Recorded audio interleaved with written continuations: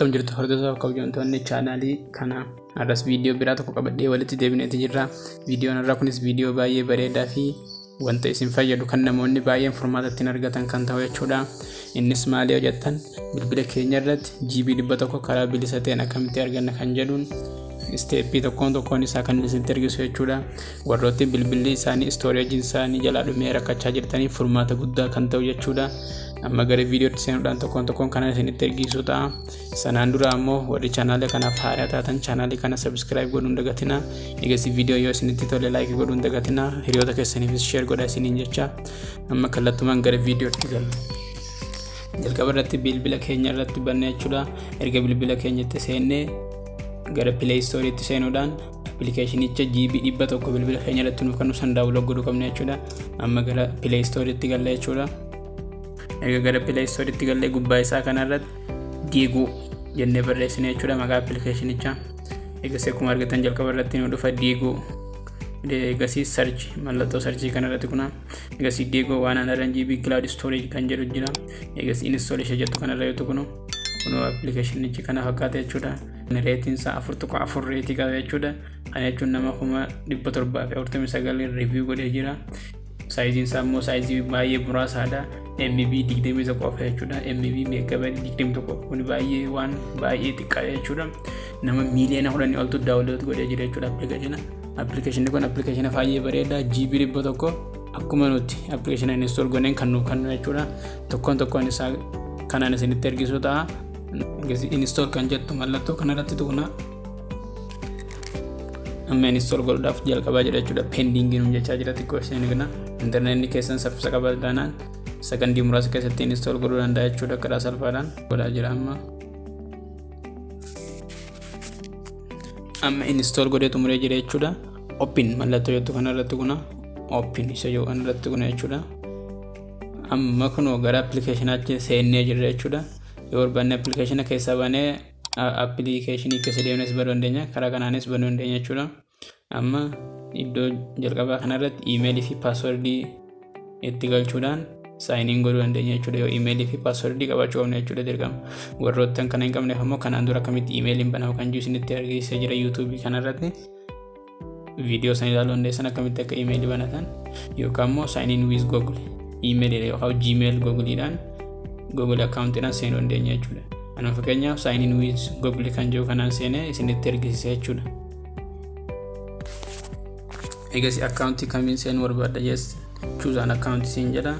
Nama account kanan barbaadu select godhe jechuudha. Yoo kan email hin qabanne taate email akkamitti akka banamu kanaan dura argisiisan jira viidiyoo ilaalaa jechuudha. Description jala isinii kaa link isaa. Egas akkuma argitan kun successfully seennee jira jechuudha. Amma gara appilikeeshinaatti seennee jira jechuudha. Kuni rate godhisiin jechaa jira. Kana cancel goonee bira dabarra. Diigo need full access to your photo for the best experience. Appilikeeshinni kun maqaan isaa Diigo jedhama. Footoolee keessan automatically ofii gara appilikeeshina kanaatti ol galchuudhaaf allow godhiinu jechaa jira jechuudha. Uploading my photo kan jiru kanarra yoo tuqnu amma footoolee keenya gara appilikeeshina kanaatti kan nuti jaalarii keessaa qabnu hundasaa gara appilikeeshina kanaatti ol baasuu jalqabe jechuudha. Akkuma argitan amma footoo automatically upload kan jettu kana jira. Foto automatically upload nu godha jira jechuudha. Viidiyoodhaas akka ofumaa viidiyoo bilbila keenya irra jiran automatically upload nu godhee barbaanne isheetan on godhuu qabna jechuudha. Dokumentii illee akkasumatti muuziqaa kan jiru kanallee akkasumatti on godhuu qabna jechuudha. Ammoo manuwaalii ofuma keenya viidiyoo barbaannee fi footoolee barbaannee yookaan upload godhuu barbaannu ta'e select file all folder to upload kan jiru kanarratti kuna jechuudha. Egasii faayilicha barbaanne yookaan footoo barbaanne yookaan dokumentii barbaanne san qofa asirratti upload godhuu dandeenya jechuudha. Amma akkuma jala isaa kanarraa argitan upload godhaa jira jechuudha. Footoolee reefuu hayyama na gaafatee ture san permission na gaafatee ture san %53 nannaa footoo 300 keessaa qaba. Kanarraa 550 ol upload godhee jira jechuudha. Hunda isaatu %100 yoo gootutti footoolee as keessa jiran bilbila kiyya irra jiran hunda gara appilikeeshinii kanatti upload godha. Ergasii yoo bilbila kiyya irraa haqallee footoo san yeroo barbaadetti appilikeeshina kana keessa galee argachuu nan danda'a jechuudha. Footoo haa ta'u, viidiyoo haa ta'u, dokumentii haa ta'u yeroo barbaadetti appilikeeshina kana keessa galee ammoo dirqama connection ni jiraachuu qaba jechuudha. Application kanarraa footoo barbaanne viidiyoo barbaanne asirratti upload godhuu fi asirraas download godhachuudha jechuudha. Kanaaf footooleen yookaan faayilii nuti application kanarraa keenya yeroo takkallee bakka barbaanne yoo deemne bilbilli keenya illee yoo kan badu ta'e akkaawuntii keenya qofa yoo beenne emailii gmailii keenya kana qofa yoo beenne nu jalaa baduu hin danda'u jechuudha. Amma kunneen faayilotaan amma ani asirratti upload godhee jiru footooleedha, viidiyoodha. Kunneen amma bilbila kiyyarraa yoo naqalle yookaan bilbila kiyyarraa yoo badallee hin badu jechuudha yeroo hundallee. Gubbaa kanarratti space on left on your phone kan julina terkisa takka tuqa 8 GB hangana qofa qabda bilbila keetirraa. Kanaaf faayilota kee gara application kanaatti upload godhiin jechaa jira jechuudha. Unu accountiin harreefuutiin seene as iddoo kanarratti dandeessu faayilota haaraa upload godhuu barbaanne upload file kan jiru kanarratti dandeenya. Egaa ammas friendotaaf illee share godhuu barbaanne invite friend kan jiru garaan argachuu dandeenya jechuudha. Optimize storage isa kan jiru kanarratti yoo ta'u amma GB 10,000tti cloud storage argadhu siin jedha. Kani birrii muraasa kaffaluu qabda amma GB 10,000 argachuudhaaf jechuudha. Nu ammoo GB 100 bilisaan kan argachaa jirru jechuudha. Kuni bilbila irratti kan fakkaata.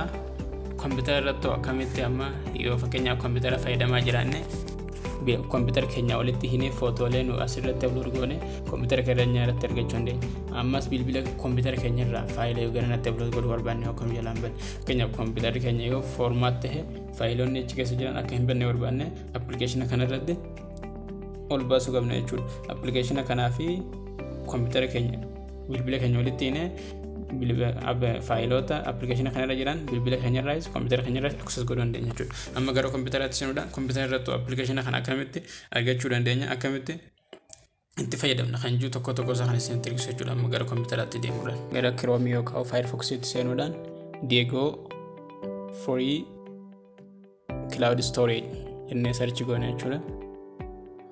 Egaa akkuma argitan has given you 100 GB free kan jiru kanarratti gattaqone jechuudha.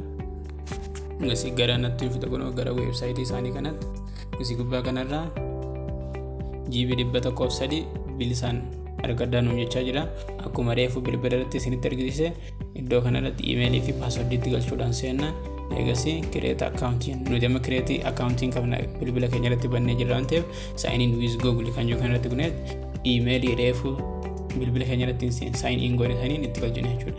Maaf bilbila kan bilbilaatii fi kan kompiitara jirus faayilii keenya tokko akka ta'u yoo barbaanne emailii keenya wal fakkaachuu qaba jechuudha. Yoo ammoo account nama banuu barbaanne asirratti yoo account biraatti galchine accountiin keenya wal dhabaa ta'a jechuudha. Kanaaf faayilii kompiitara irraa upload goonu bilbila irraa argachuu dandeenya, kan bilbila irratti upload goonu kompiitara irraa argachuu dandeenya jechuudha.